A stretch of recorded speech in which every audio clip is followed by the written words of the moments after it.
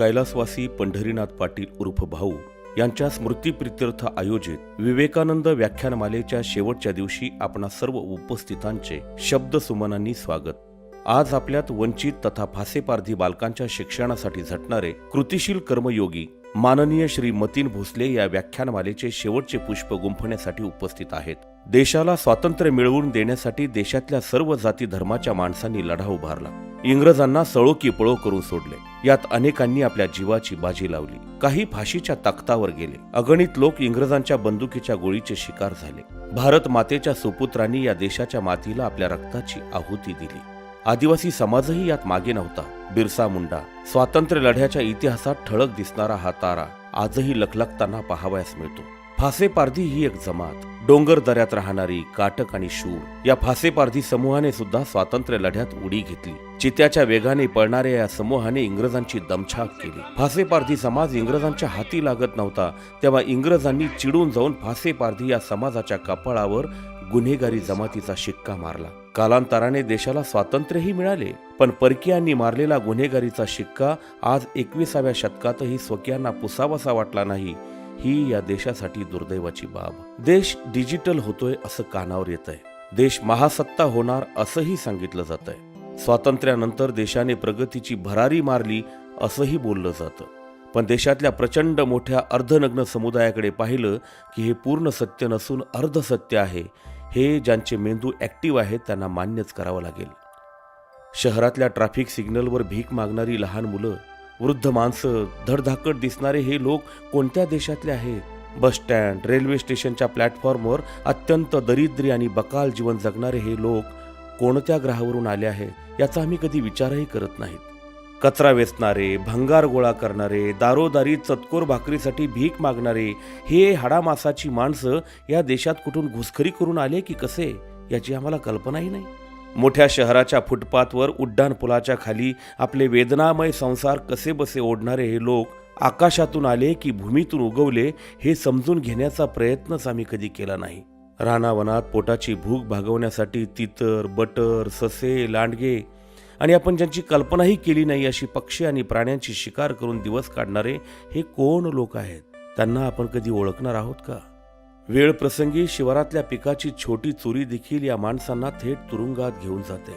एखादा पारधी माणूस आपल्या लेकराला घेऊन दवाखान्यात जात असला तरी तो गुन्हा करायलाच निघाला असा अंदाज लावून आपली मजबूत संरक्षण व्यवस्था त्याला पोलीस कस्टडीत टाकू शकते। व्हाईट कॉलर लोकांनी अब्जावधी रुपयाचा देशाला चुना लावला तरी देश सोडण्यासाठी देशातले अदृश्य हात त्याला मदत करतात, पण छोट्या चोरीला मात्र जमानत सुद्धा मिळू दिली जात नाही। हा या देशातला अजब न्याय।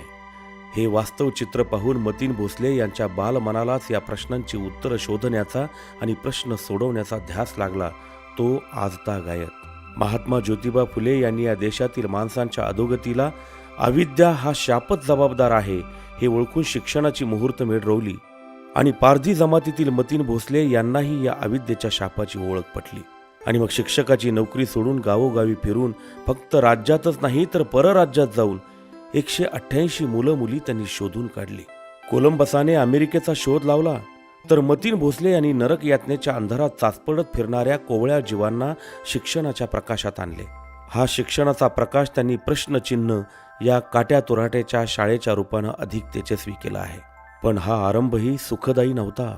शाळेच्या उभारणीसाठी केवळ 1 रुपया मदत मागण्यासाठी त्यांनी आपल्या विद्यार्थ्यांसह भीक मागू आंदोलन सुरू केले, पण या आंदोलनाची परिणिती त्यांच्यावर गुन्हा दाखल करण्यात झाली। शिक्षणाचे बाजारीकरण करणारे शिक्षण महर्षी ठरतात, तर मतीन भोसलेंच्या या कार्याला गुन्हा समजले जाते।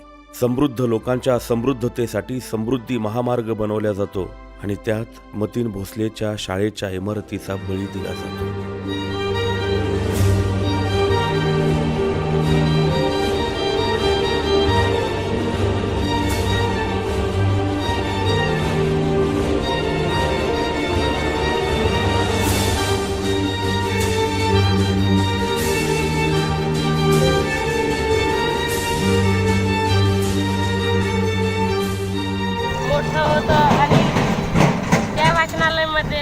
चांगले पुस्तके आम्ही वाचत होतो सकाळी आणि चांगले फुलांचा बगीचा होता तिथं आणि ते संडास बाथरूम त्याच्यात आम्हाला पाणी पण नाही तिथं आमच्या शाळेच्या मोठ्या 6 क्लासरूम होत्या आणि ते त्यांना छपाई केलेली होती. त्यात आम्हाला शिकण्यासाठी डेस्क बेंच होते.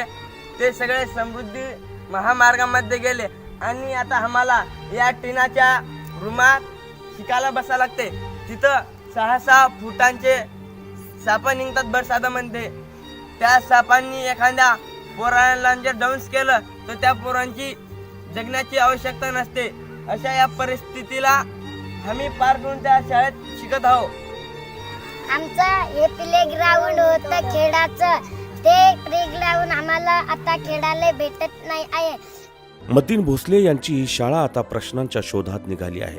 मतीन भोसले यांना ज्या प्रश्नांची उत्तरं शोधायची आहेत त्यासाठी शेकडो हजारो डोळ्यांची गरज भासणार आहे. त्या शेकडो हजारो डोळ्यांची निर्मिती करणारी प्रश्नचिन्ह ही केवळ शाळा नाही तर ती एक प्रयोगशाळा आहे. मी शिकते 10 वर्ग. माझ्या शाळेचे नाव प्रश्नचिन्ह आदिवासी आश्रम शाळा. मी भीक मागायला जात होती ना, तेव्हा कोणी बी सांगत होत्या केवढी मोठी छान मुलगी भिकाच्यासाठी मागत आहे. मतीन भोसले हे या प्रवासातच पारधी समाजाच्या प्रबोधनाचे हे कार्य करतात. नाही पाणी आभाळात, नाही खोल जमिनीत, नाही पाणी विहिरीत, नाही नदी नाल्यात. मला मग पाणी गेलं तरी कुठं हो? पाणी हरवलं कोणी तर चोरलं, पाणी हरवलं कोणी तर चोरलं, पाणी हरवलं कोणी तर चोरलं, पाणी हरवलं कोणी तर चोरलं. जेवढा समाज मोठा तेवढे प्रश्न मोठे आणि जेवढा समाज लहान तिथं प्रश्नांचं स्वरूप अधिक मोठं.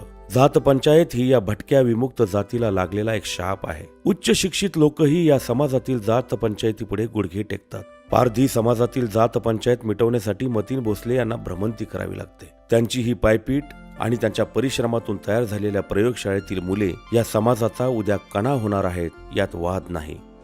मित्रांनो, आमच्या या भाषापारधी समाजावर पहिलेपासूनच चोरीचा कलंक लावलेला आहे आणि आमच्या समाजाला आज कोणताच दुसरा समाज म्हणजे जवळ घेत नाही आणि त्यांना वाटते की हा समाज चोर आहे. म्हणून मी आपल्या समोर माझ्या समाजावरून एक गीत सादर करते. मुजरिम ना कहना मुझे लोगो, मुजरिम तो सारा जमाना है. जिस उम्र में चाहिए माँ का चल मुझको सलाखें मिली. नन्हे से हाथों में पुस्तक के बदले हथकड़ियाँ डाली गई. बचपन ही जब कैद खाने में बीता, जवानी का फिर क्या ठिकाना है. मुजरिम ना कहना मुझे लोगो, मुजरिम तो सारा जमाना है. एकला चलो रे अशी भूमिका घेणाऱ्या या योद्ध्याला भावी काळातील सामाजिक चळवळीतील युद्धभूमी सुद्धा विजेतेपद बहाल करणार यात शंका नाही. स्वतःच्या आयुष्याला पेटवून देणाऱ्या मतीन भोसले या दिव्याच्या लख्ख प्रकाशात रानावनात भटकंती करणाऱ्यांची, महानगरांच्या चौकात सिग्नलवर गाडीला मळलेला कपडा मारणाऱ्यांची, उड्डाणपुलांच्या खाली बकाल जीवन जगणाऱ्यांची गर्दी ज्या दिवशी नजरेस पडणार नाही त्या दिवसाचं सगळं श्रेय मतीन भोसले या कर्मयोग्याला असेल. या योग्याच्या हाताला जगातल्या तमाम शोषितांचे भले करण्यासाठी हत्तीचे बळ मिळो अशा शुभेच्छा देताना विवेकानंद महाविद्यालय आणि विवेकानंद शिक्षण संस्था परिवाराच्या सर्व सदस्यांना गौरवान्वित झाल्यासारखे वाटते आहे.